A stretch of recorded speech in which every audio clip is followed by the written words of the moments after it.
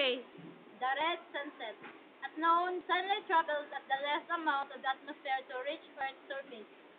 This is the path of the light through the atmosphere at noon. Only a small amount of blue and violet are scattered from sunlight, and the sun looks yellowish.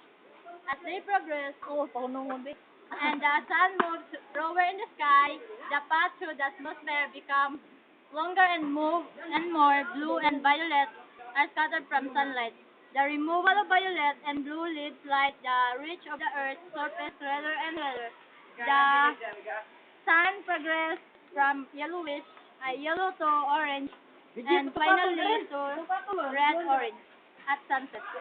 Sunrise and sunset are usually colorful following volcanic eruptions because ash and other particles larger than atmosphere molecules are more abundant in the atmosphere. The colors of the sunset are consistent with the rules for the color subtraction. This is the long distance and the short distance. Path of the sunlight through the atmosphere during sunset. And this is the atmosphere and this is the earth. And that's all. Thank you. Thank you.